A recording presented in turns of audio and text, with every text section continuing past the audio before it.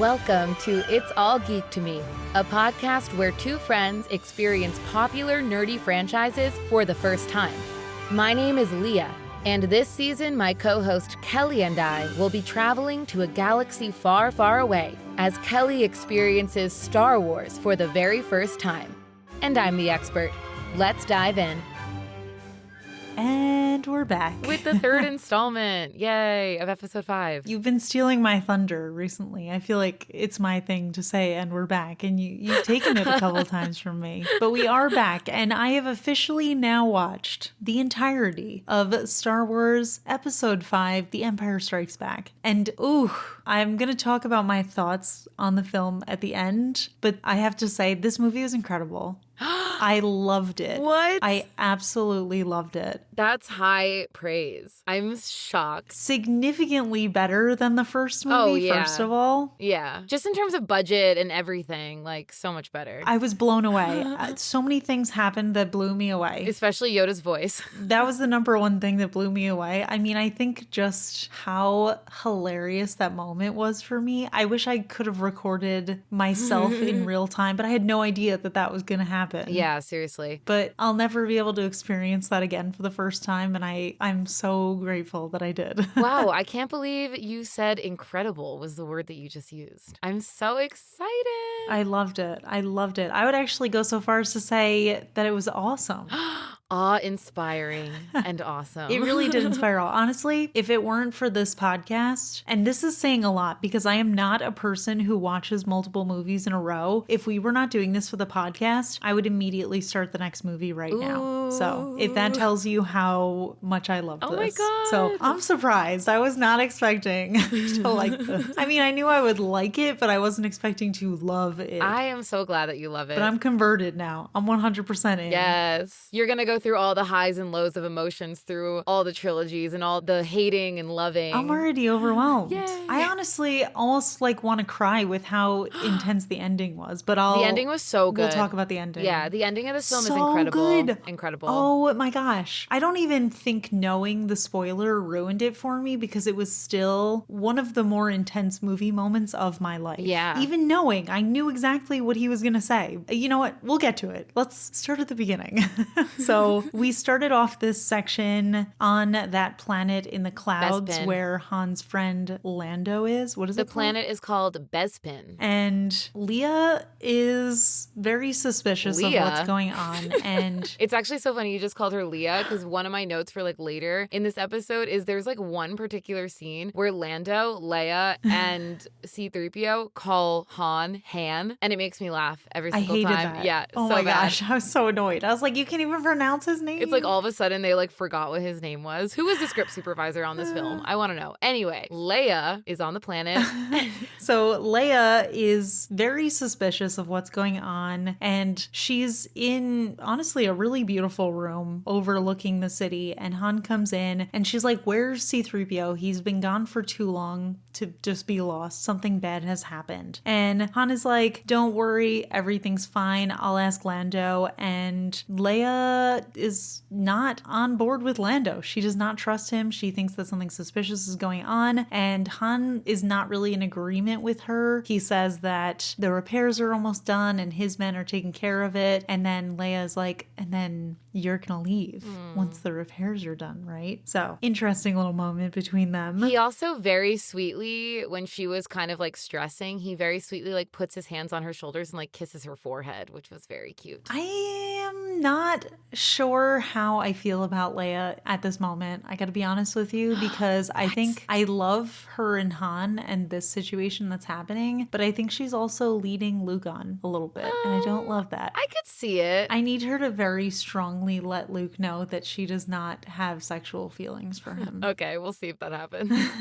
That'll be in the next episode. Yeah. And then we see Chewie. I guess he's been searching for C-3PO and he finds his body. He's pretty much dismembered. And they're trying to put it in, I guess, a furnace. These little alien guys I don't know what species they are. And he's like fighting with them to get all the parts back. And then he brings the body parts back to the room that Han and Leia are in. And Leia's like, Chewie, can you fix him? And Han's like, oh, Lando's men can do it. And Leia's like, no, I do not want that to happen. And then right on cue, Lando appears. He walks into the room. He starts being flirty with Leia again. And he's like, oh, do you need your droid to be fixed? And Han's like, no, it's fine. And then he gives Leia a look like, see, I'm going to trust you on this one, which is a smart call. Very good. So then they start walking off somewhere, and Lando's talking a little bit more about his business, and it turns out that he is not on the side of the Empire, which I guess I shouldn't have been surprised by, but I just figured unless you were a rebel specifically, then you kind of agreed with the Empire. Essentially, it's like the Empire controls the entire galaxy. So even if you don't agree with the Empire, because they are such strict rulers, you kind of have to do what they say. But yeah, he's not in their control, which is good for him. But he does say that he just recently made a deal that will keep the Empire out forever. And at that point, we know something is up because he stands in front of a door, it opens, and who is behind the door but Darth Vader? And Han pulls out his blaster and starts shooting, but it is fruitless because Darth has the power of the Force, so he just kind of grabs his gun with the Force. And it seems like Lando has betrayed them. But he actually said he had no choice in it, which I both get and don't agree with. But he did say that the Empire appeared before Han and Leia landed, so there was not much he could do about it, right. You know? It was either him or them, so he chose himself. Yeah, exactly. So he was doing some self-preservation there. So then we cut to Chewie screaming his head off. He is not pleased. He seems to be trapped in the room that they were in, but now with all the lights off and an alarm sounding, it's basically a prison now. And he's very stressed out. He looks over, he sees the little bucket full of C-3PO's parts, and I guess he decides that he can try to put him together in the meantime. And I think now we have to answer the question, does C-3PO count in the arm count? Because he did lose his arm, but he lost all of his other limbs as well. I'm going to say that it counts. I'm going to say that it counts. So we're at 5 now. We're at 5 now, and that's not the final arm losing of the movie. It sure isn't. And I knew you were going to get excited. I got very excited. I'm very excited about it, but we'll talk about it in a bit. Then we see Han, who has now been, of course, captured by Darth, and he is strapped to some sort of machine. And Darth is there, and it seems to be a torture machine. So he's kind of pulled down, and then we cut away from him, but we hear his screams, and Darth is telling the bounty hunter that he can have Han once Darth gets Skywalker. So he's basically built a trap. The bounty hunter is going to take Han and bring him to Jabba the Hutt, and he's going to get his payout. And then Lando is there, the little traitor that he is, and he asks what to do with Princess Leia and Chewie, and Darth says that they're not allowed to leave the city, and Lando's like, that wasn't part of our agreement, and Darth shuts him down pretty quickly, and he says, do you think that you're being treated unfairly? And Lando's like, no, and he's like, okay, good, because I wouldn't want to have to leave a garrison here to keep an eye on you. So, a little threatening. And he also said that even giving Han away to the bounty hunter wasn't a part of the plan. So, in my opinion, what Lando maybe agreed to was like, you know, Chewie, Leia, and Han would be kept captive, used as bait for Luke, and then they would be set free. That's what I would assume Lando agreed to. But you can't make a deal with a bad guy. That's the first mistake. I mean, there's nothing he could have done, probably, maybe. I don't know. But you can't trust a bad guy's word is what it comes down to. So then we see Chewie. He's starting to put C-3PO back together. The first thing he does is he puts C-3PO's head on backwards, which does come into play a little bit later. Actually, it comes into play almost immediately because he's yelling at him and he's like, you idiot, you put my head on backwards, like I shouldn't trust you, blah, blah. And then it seems, I don't know if it was intentional, but it seems like Chewie shuts him off when he starts screaming at him. Yeah, I would bet it was intentional. It seemed intentional. But then Han is dragged in by some of the soldiers and he's in rough shape. He doesn't look damaged, but you can tell that he is completely out of it. And he's like, I do not feel good right now. So he's in rough shape. Chewie grabs him. He lays him down on this sort of like bed table thing. And then Leia comes in as well. And she starts trying to soothe Han. She's like petting his head. And she's like, why are they doing doing this? And Han actually says they never even asked him any questions, which I thought was really interesting, because why torture somebody if you're not trying to get information out of them? Because you're evil. Yeah. If you're just torturing someone for the fun of it, then you are a bad guy.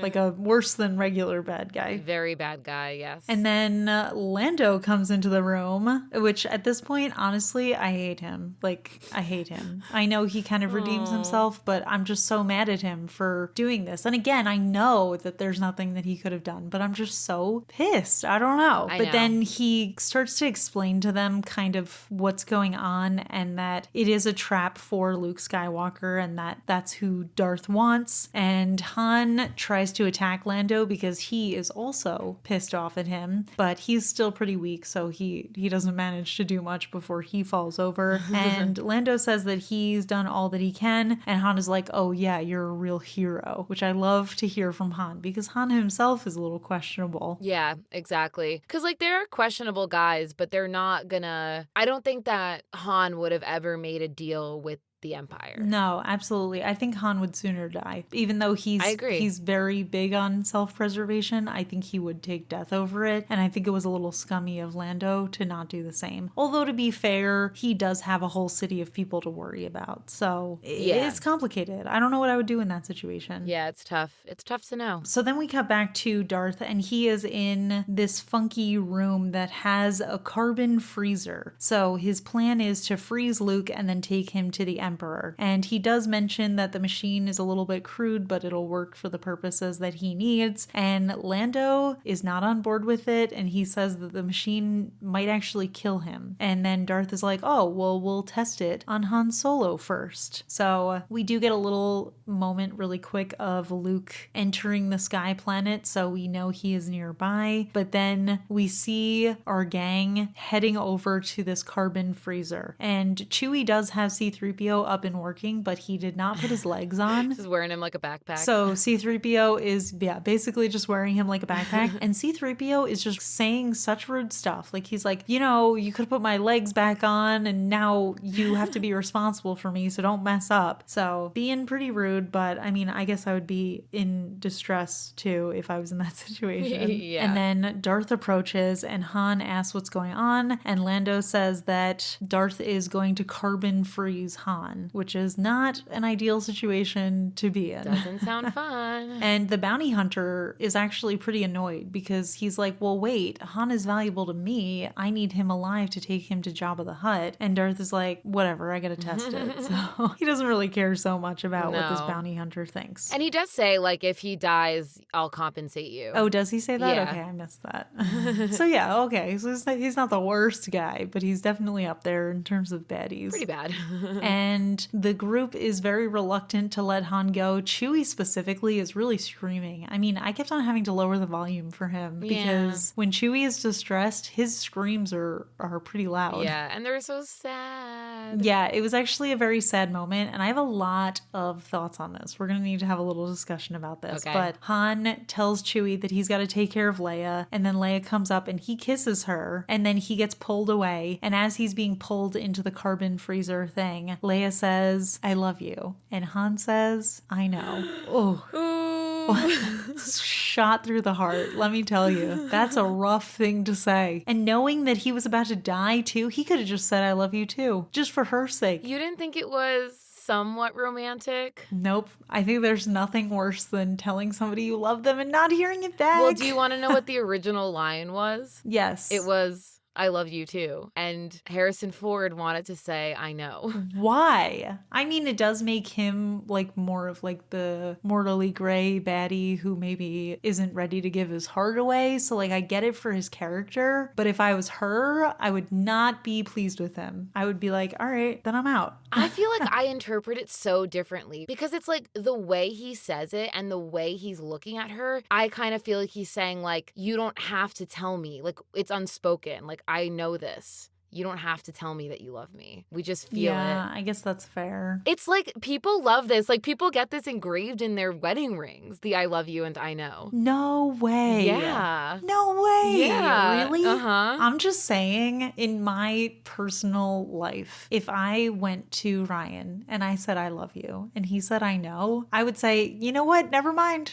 Never mind. I take it back. Yeah, nope. I take it back. Nope. If you don't say I love you, I don't want it. It was the way he said it to me that felt romantic. I mean, his eyes were tear-filled, and you could tell that he did feel it, but... And he was scared. Yeah, he was scared. But, you know, if he's about to die, like, he should just say it. I don't know. Well, does anybody want to share their thoughts on it? Do you think it was romantic? I'm curious other people's thoughts. Yeah, we'll ask on Twitter. Maybe we can do a poll, or you can just tweet us and, you know, let us know what your thoughts are on this scene. Because there are some moments that I can see in the grand scheme of things, and then there are some things that I just apply to myself. And I just know personally I would be upset if that happened to me. Yeah. I can't see past that. I am also very curious to hear our listeners' thoughts, but keep in mind at this point, Kelly has only seen these 2 films, so just give us your thoughts of this particular moments. No spoilers for anything else, please. Yeah, no spoilers. So then they do get him into the machine. Chewie is screaming his head off. He is so upset. I would argue that Chewie loves Han a little bit more than Leia does, which I would agree with, because I think, you know, your best friend obviously is going to have a lot more love for you than some girl that you've hooked up with once. I would argue to say, though, that Chewie doesn't have like a sexual love towards Han, but I mean, he might. Oh, no. I just meant General love. like if you were being killed, I would be screaming. Yeah. You know? Thanks. So Same.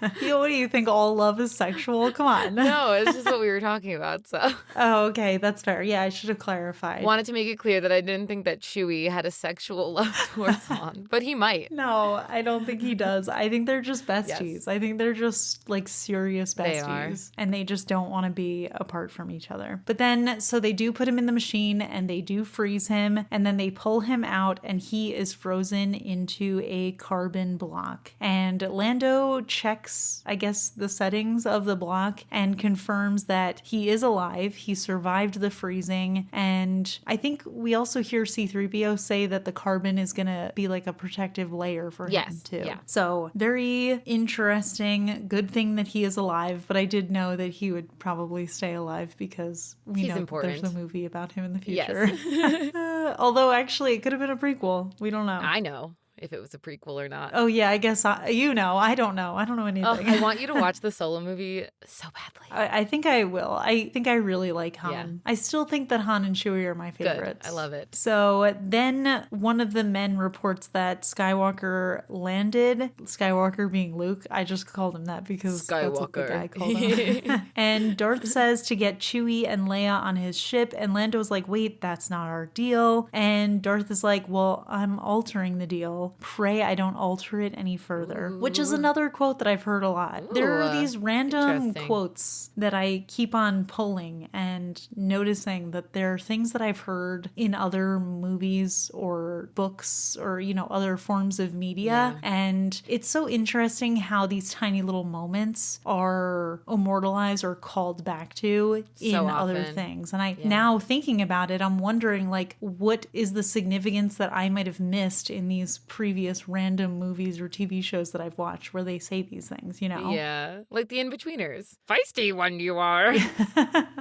Oh my gosh, don't get me started. So then we cut to Luke and he is in this, I guess, building, and all of the halls are empty. It looks a little bit more ominous now. Before, I think it was just so light and airy and bright and beautiful, and now it just feels like some danger is looming around the corner, which it is. And he sees that Han, I wrote as being wheeled out, but there was no wheels. He was hovered Yeah, he's just like out. floating, yeah. So he's just kind of floating, and these stormtroopers are walking past, and he hides. So he knows that something bad is going on, and R2-D2 starts beeping at him and, you know, trying to get his attention. And the bounty hunter hears R2-D2 beeping and starts shooting at Luke, and, you know, Luke is hiding, and it seems like R2-D2 is trying to tell Luke something. But I I still don't think I know what. I don't know either. Like, why was he trying to get his attention so badly? Maybe he was telling him it was a trap. Oh, yeah, he might have been saying it was a trap. Telling him to leave. So then Lando is being taken away. I don't know if it's specifically taken, but he does something a little surreptitiously on his comm link, I'm assuming is what it is. Yeah. And then this man with, I don't know, like robot headset on is awoken. So we know something is going to happen with him. And then a battle ensues that I was a little lost on what exactly was going on. There's people shooting at each other. Leia's screaming out, Luke, don't go. It's a trap. It's a trap. You know, his people are, you know, being brought by the stormtroopers into this room. So I was kind of lost on what started happening there. They saw Luke. They're shooting at Luke. Leia and them are being taken into another room. Okay. So it wasn't any deeper thing than that.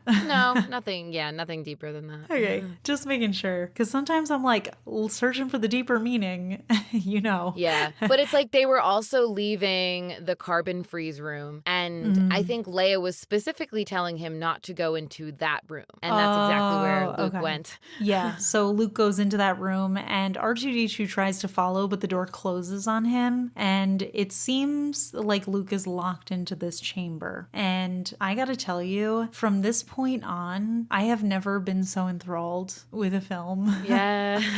I loved this. Every moment with Darth and Luke from here on out was just like edge of my seat, incredible moments, you know? I just love the first line that Vader says when he's like, the Force is with you, but you are not a Jedi yet. The way he says it gives me chills every time. He says a lot of really cool things. I almost wanted to write down everything he said, but I mean, then I would just be repeating the movie. But yeah, Darth is there. He says that really cool line. I also feel like we haven't talked enough about Vader in terms of like the actor playing him. I'm not sure if you know who it is, but the person in the suit is just some like random British man. But the actor who plays him is James Earl Jones, who also voices Mufasa. Mufasa. Yeah. Oh, wow. Yes. I don't know how I didn't notice that because I feel like I would recognize James Earl Jones's voice, but I guess I didn't. Remember who you are, Simba. Oh, ooh, I don't know why I just got chills from that. He plays like the best guy ever in Mufasa, and then he plays the worst guy ever in Vader. Yeah. Well, I have to tell you, actually, speaking of chills, I had chills this entire time when Luke is approaching him. And let me just say, the set for this scene is stunning. The orange lights on the floor and the blue light hitting the smoke in the background is so visually stunning. And I loved it. It's like very dark, and then they both pull out their lightsabers, and it's just gorgeous. Absolutely gorgeous. Yeah, I love this battle. Everything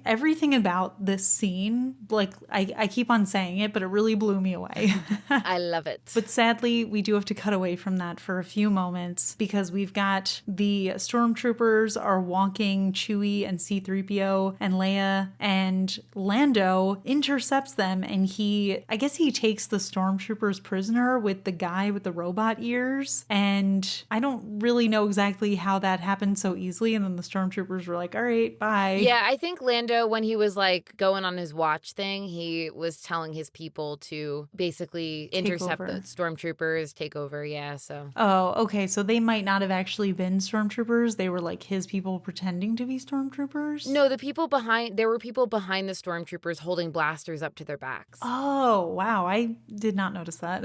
Yeah, and so they were taking the stormtroopers away. I'm pretty sure they took the blasters from the stormtroopers. I just feel like I need to make a quick note that I'm not just a person who misses important things in movies, but I am taking notes. So sometimes I glance down for a second and I'll miss something on the screen. Yeah. But yeah, so Leia is very upset with Lando, obviously, because he betrayed them. And Chewie starts choking him, which is great. And C-3PO is screaming, you know, he's on Chewie's back still. And he's like, no, we should trust him. We should trust him. Which I'm like, C-3PO, stop being so suspicious, because he just does not stop being suspicious. And this is the scene where they were calling him Han. Yeah, and that was really upsetting me. I did not like it either. Not a fan. Yeah. But Lando, while being choked, is trying to convey that there is a chance that they can save Han on the east platform. So Chewie does let him go, and they run off to presumably try to save Han. And at this point, we see the bounty hunter. He's putting Han in the cargo hold of his ship, and Leia and Chewie are chasing after them. R2-D2 is following, and C-3PO's like, oh, hey, like, and they're catching up a little bit while they're running,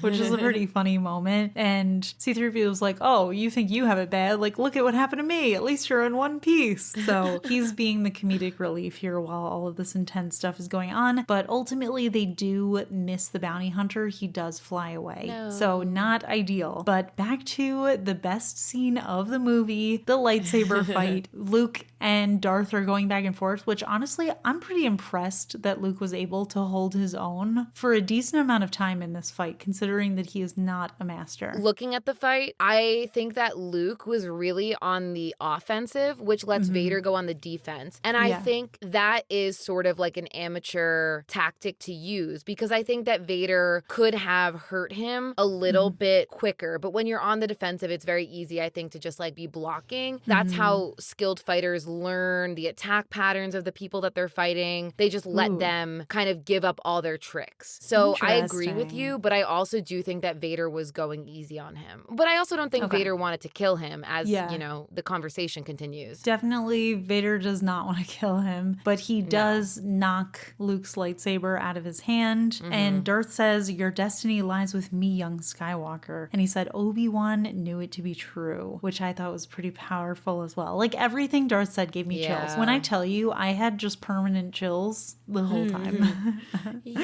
And then Luke says no, he's like not on board with this. And then Darth kind of corners him in front of that carbon freezer, and Luke falls in, and Darth is like, oh, too easy. And then he uses the Force to turn it on. But Luke actually did manage to pull himself out. So I thought it was an interesting callback to his training where he was kind of swinging from the vines, because now he's doing that with the wires and the machines in that room. Yeah. So his training actually did pay off, his 1 hour of training. But the fight does continue, and Darth is like, Obi-Wan has taught you well, but you need to unlock your anger, because only your hatred can destroy me. And I wrote down, is he trying to unlock the dark side of the Force within Luke? Because Obi was very specific about don't let hatred take over. You have to do it, like, not with hatred. Yeah. And Darth is really encouraging him to use his hatred. Which is bad. So then, I don't know exactly where he fell to, but Darth fell off the platform. And I thought at first that that was it,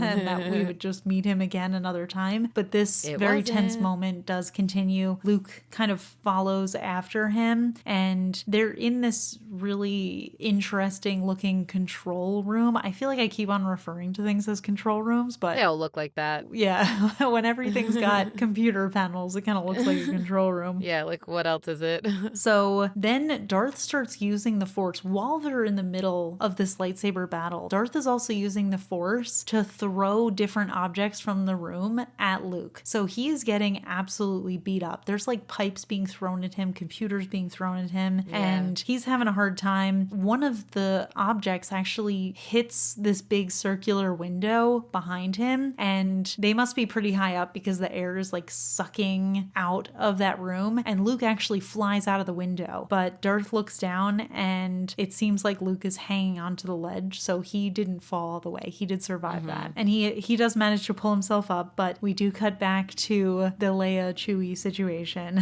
And Lando. Oh yeah, and Lando. Our favorite traitor. Lando has not redeemed himself to me yet, but I think he can if he manages to get Han back in the next movie. So I'll hold out hope for him, but right now I'm still mad at him. But they're all running away from the stormtroopers, and it looks like the security system, they've changed the passcode, I guess, guess. So Lando can't get into it anymore. And C-3PO suggests that R2-D2 try to get in and override the system. And in the meantime, Lando makes an announcement, which actually, it did redeem him a little bit in my eyes, that the Empire is taking over, and he tells people to evacuate because it's just going to get worse. Yeah, and I think that moment shows what his motivation was for giving up Han and them to the Empire, because he had these people to protect. Yeah. So then R2-D2 tries to override the security system, but I guess it's just an outlet and he gets electrocuted, which I didn't fully understand why that happened. And then C-3PO is like, it's not my fault, which again, just a little suspicious. I don't know. So then there's another fight with the stormtroopers, and R2-D2 finds another port, I guess, to override the system, and he is able to open the door where the Millennium Falcon is, and Leia and Lando and Chewie do run to the Falcon, and they're shooting at the stormtroopers while they get on. There's a little bit more comedic relief with C-3PO, being knocked around and getting hit in the head when Chewie's trying to get in. So kind of funny, but they do manage to all get onto the ship and it flies away. So then the best part of the movie happens. The best part. So we're back in this control room and Luke is looking around. He doesn't see Darth, but then Darth pops up and they continue their lightsaber fight, and they end up, Darth is kind of pushing him back in this lightsaber fight, and they're on this really high up walkway. So it's a really cool shot. Again, very beautiful. There's a huge fall underneath them, and it's this very small little walkway. And Luke at one point does fall to the ground, and Darth says, "You are beaten. It's useless to resist." And then Luke continues trying to fight. He's kind of at the edge of this walkway now, and then Darth chops his hand off, the hand with the lightsaber. He does. Which is crazy. I knew it. I've been waiting for this moment. I'm so excited to see a main character lose an arm/hand. There's gotta be some symbolism in it. So our count is at 6 now. I have to assume with the lightsaber, this is just my struggle with suspension of disbelief, but I have to assume that the lightsaber is hot enough that it just immediately cauterized it. Yeah, because he's not bleeding at all. And then Darth actually says, "Don't make me destroy you," which I thought was a good indication that he does want Luke to not only live, but be on his side. And he says, "You do not yet realize your importance." And he straight up asks Luke to join him. And he said, "I can train you." And Luke is like, "I'll never join you." Luke, by the way, at this moment is holding on to a pillar, basically for dear life. And I already have chills getting ready for this moment. But Darth says, "Obi never told you what happened to your father." And Luke is like, "He told me enough. I know that he was killed by you." And Darth says, "No, I am your father." Which, let's take a quick pause. First of all, I just gave myself some crazy chills. Second of all, tell me how it is that has been misquoted so many times to the point where everybody just always says, "Luke, I'm your father." Because if I heard that line at any point in my life, that was clearly a conversation. If I was quoting that and it wasn't already a popular line, I would just say, "I am your father." I wouldn't even say the Luke part or the no part, because it was an answer to his question. It wasn't just a random "Luke, I'm your father," which is what everybody makes it seem like it is. I can't imagine how everybody got that so wrong unless they haven't seen the movie. Even the stressors, it's not "Luke, I am your father." It's "No, I am your father." He stresses the "I," and that's never, when people quote it, never included. It's so weird. As soon as he said that, I was like, how could anybody ever think that it's another line? It's such an important moment. How could you misquote this? But it was absolutely crazy. Like I said in the beginning of this episode, even though I knew, it still blew me away hearing it. Again, probably because, like you said, the inflection was, it made the line so much more powerful. And within the context of the story, it was no longer just I thought that it was going to be some announcement where he was just like, "Luke, I'm your father." But it's not. It was this very intimate moment between the two of them. And Luke is saying, "You killed my father." And he says, "No, I am your father." It was really well done. And I have a fun fact about this scene. As I mentioned, that James Earl Jones is just the voice. He's not the actual actor in the suit. The line and the reveal of Darth Vader being Luke's father, the only people who knew about that were George Lucas, who wrote the film, Mark Hamill, who plays Luke, and then obviously James Earl Jones, because he had to record the line. But the script that they used on set that day when they were filming that scene, the actor in the Vader suit who was doing the lines just, on set, got a completely different script. And it didn't say that. And nobody knew. Even like Carrie Fisher and Harrison Ford at the premiere, that's where they found that out. They had no idea. Oh, it was like a huge secret. Yeah. I am so infinitely jealous of people who got to experience this when it came out. I know, right? I can't imagine what it must be like to not know until that moment, because obviously, I mean, it's such a ubiquitous part of pop culture now that if you know one thing about Star Wars, I am your father, Yeah. Specifically, the incorrect line of Luke, I am your father. Luke, I am your father. But I have I can't even fathom what it must feel like to discover that. Like, I'm sure the whole movie theater just gasped. I know. It's crazy. Wild. Well, anyway, Luke is in a little bit of shock at first, and he says, no, that can't be true. And Darth says a little bit of a mirror of what the Emperor said to him, which is, look inside yourself, you'll know it to be true. So the actual line that he says is, search your feelings and you'll know it to be true, which is exactly what the Emperor said. And I think it's a line that's been said before, because it is something that Jedis do say, like, search your feelings, because the power of the Force is completely linked to your feelings. It's just a matter of which feelings are you using. Ooh, I love that, because it's almost like this warped, evil way of using the Force. Yeah. Like, he's almost, Absolutely. I want to say, bastardizing it by saying that line in relation to something that's so evil. Yeah, because honestly, I think in the last movie, Obi-Wan said it to Luke too. He said, search your feelings at some point. I can't remember the exact moment. It might have been when he was in the ship, like, fighting with that little droid thingy, like, practicing. I think he might have right said, search that. your feelings. I don't remember, but I know that he definitely said it. Well, anyway, Luke definitely believes him at this point, and then he starts screaming, no, no. And I got to tell you, that is a very popular reaction gif that I use all the time. I did not know that I didn't even know that was Luke. Because I got to say, the guy, Mark Hamill, I have seen pictures of him before, and I know people always like refer to him. I didn't know the actor's name, but I've seen pictures of him, what he looks like now, and people referred to him as Luke. So I did not know that was Luke Skywalker. I don't know. Is. I guess pre-watching Star Wars, I thought that maybe Luke was going to be like this older guy. Nah, I think Mark Hamill was like 24 when they filmed the first Star Wars. Okay. So he's probably like 26 here. Also, I have to say that when you gave your predictions in episode 0, you literally said he's going to be like, I'm your father. And then Luke's going to be like, no, which is exactly what happened.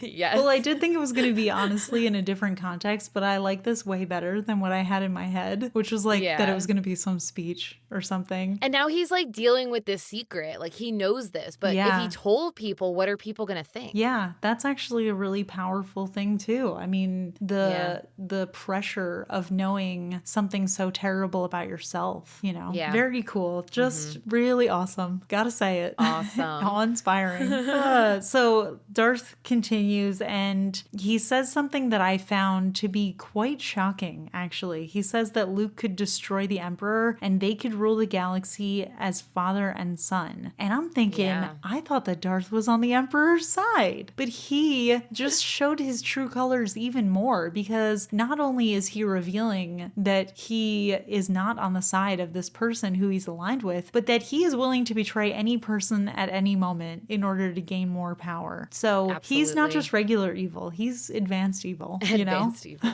So then Luke looks down and he sees this absolutely insane fall, and he actually lets go of the pole thing that he's holding on to. So he's falling for a while, and then he gets sucked into some vacuum, which I thought was pretty convenient that happened. And and then he gets sucked into another vacuum, and he ends up outside of the city. So there's like all these poles kind of holding the floating city up, and he lands on one of them. He manages to pull himself back up. Keep in mind, he only has one hand hand at this point. So he's doing all of this one-handed, and he does seem to be trapped. So he starts calling out for Ben to help him, who is Obi.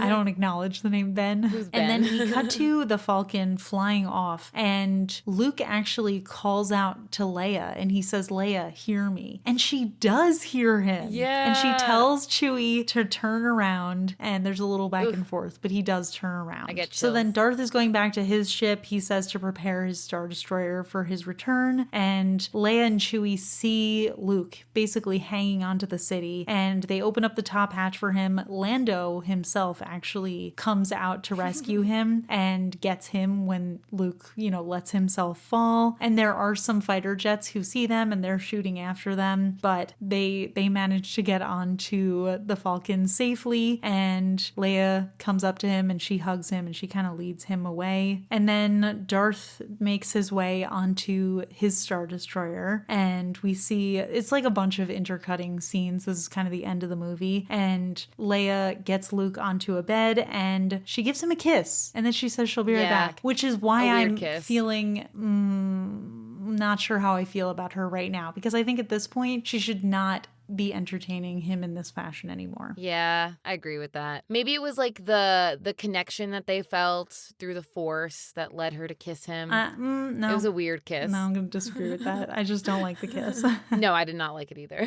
But they do have to go into light speed in order to save themselves because they're being shot at. And Leia does not trust that Lando's people fixed the light speed ability on the Falcon. And it looks like it's true. They seem to not have. And Lando is really surprised by this. And he's like, I trusted them. They told me that they fixed it. But we actually find out in the next scene that Darth had his soldiers actually deactivate light speed. Yeah. And then R2 actually says as much to C-3PO. He beeps that light speed was deactivated, and he found out from the city computer. And C-3PO, in classic morally gray character fashion, who might be a little bit evil, is like, well, you shouldn't trust random computers, and completely writes it off. Like, why wouldn't you just give it a chance? But anyway, Darth calls out to Luke, and they're on two different ships now. Darth is on his Star Destroyer, Luke is on the Falcon, and Darth says Luke, and Luke says father, which gave me chills again. So intense. Yeah, him saying father. That was a crazy moment. I was not expecting him to respond that way. And then Darth says, son, come with me. And then Luke is looking really betrayed, and he says, Ben, why didn't you tell me? And then he gets up, he goes to like the front of the ship where Leia is, and I think he actually says it again. Yeah, he does. Which is crazy. So he's starting to shift a little bit. I think he's starting to feel very betrayed by the Force right now. And he's getting all these negative emotions, which are bad. Yeah, and I'm wondering if that's him feeling betrayed, or if maybe Darth is manipulating his emotions a little bit, because it seems like that really started when Darth called out to him. And his automatic response being father tells me that there might be some sort of thing within the Force that connects them beyond their conscious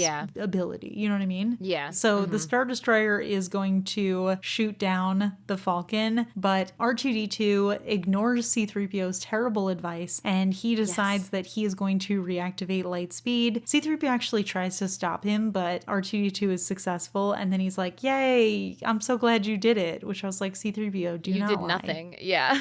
So they do manage to get to light speed, and they zoom away, and Darth Vader is absolutely pissed, and we see the Admiral, who's absolutely terrified, and for good reason, because he's about to be strangled. Yeah. I'm surprised he wasn't. Yeah, for some reason he was kept alive. Darth Vader just walks away, and this guy is just thanking his lucky stars, but I'm sure that he is not in a good or comfortable situation. So then the Falcon we see next is docked onto another larger ship or station thing. I actually don't know what that ship was. They may have at that point met back up with the Resistance. Maybe that was the rendezvous point. Oh, okay. Yeah, I guess that makes sense. That's what I think, but I have no idea for sure. So Luke is being healed. Lando and Chewie are actually taking the Falcon, and they're gonna go intercept the bounty hunter and find find Han and get him back. And Luke gets a new hand built for him. I'm wondering if it's going to be a robot hand or if it's just like a human hand that they rebuilt for him. I think it is a robot hand, but it looks like a human hand. I so love they don't that. have to do any sort of CGI. I love cyborgs. I love the cyborg vibe. Yeah. I love, this is such a specific thing that so rarely happens in movies, but when there's a cyborg that looks human and they get hit with something and you think that that is going to kill them, but it turns out that it's their robot part, and then they're like, bam, and they, knock out whoever it is. You know what I mean? They're totally fine. Yes. It's such a specific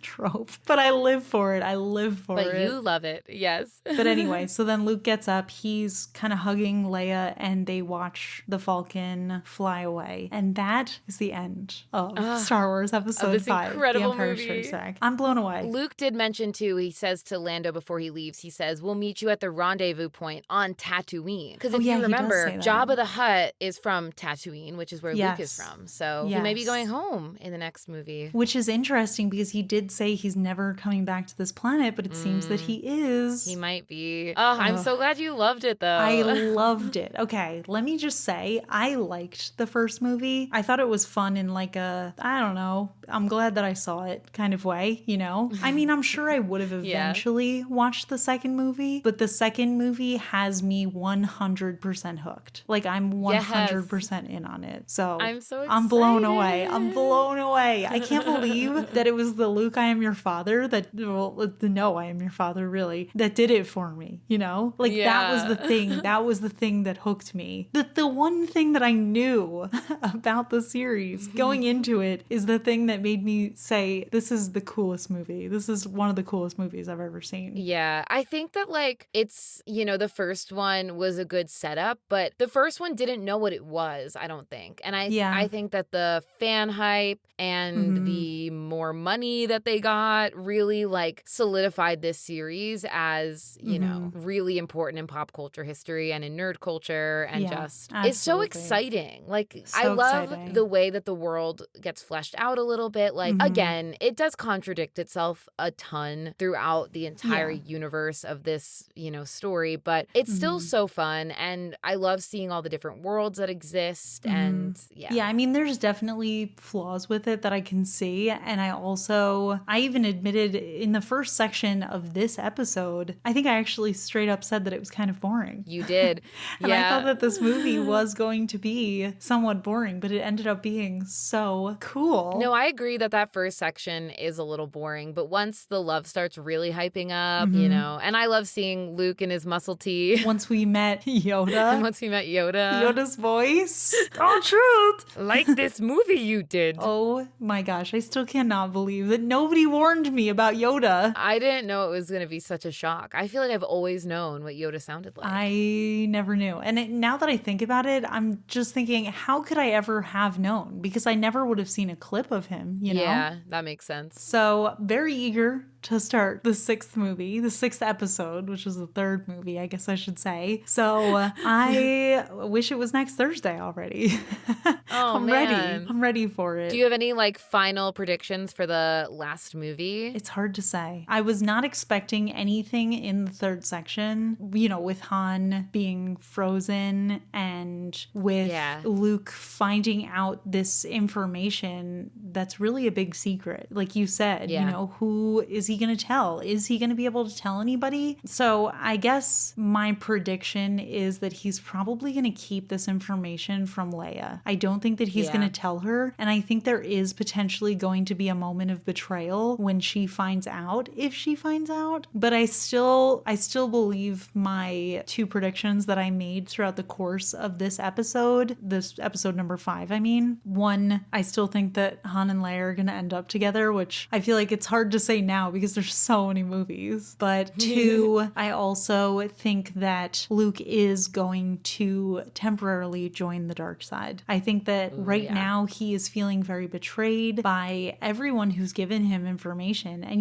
thinking about it, Luke's really been betrayed by everyone over and over again. Even his aunt and uncle betrayed him in the sense that they didn't tell him what actually happened to his father. And then he found out, but that in itself was also the wrong information. omission, you know? Technically it was the truth, but it was a lie by omission that he did not say that Darth is his father. So he's being betrayed over and over again. I think we're going to start to see him lose a lot of his trust and faith in, you know, everything. I think he's not going to return to Yoda and complete his training. I think we're going to see him turn to the dark side before he does that. And I think it's going to be a bad situation. Yeah, I mean, lying to a young Jedi pupil, I guess we can call him at this point because he's not a master, is not really great, because the last thing you want is for him to tap into his negative emotions. And once you find out you've been lied to, that's probably exactly what he's going to do. Yeah. Oh, I don't know. I just know I'm excited. I'm excited. You're excited. So we'll see you all next week. As usual, please consider giving us a 5-star rating if you're enjoying the show. You know, it really helps us out. Yes. We would love to get heard by more people. So, you know, recommend it to your friends who like Star Wars, because I'm fully converted to a Star Wars lover, having only seen 2 of the movies.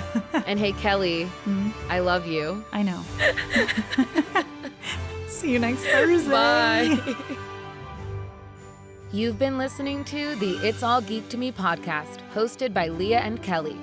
Make sure to hit subscribe in your favorite podcast player and give us a rating. You can also follow us on Twitter at All Geek Podcast. New episodes drop every Thursday. See you next week.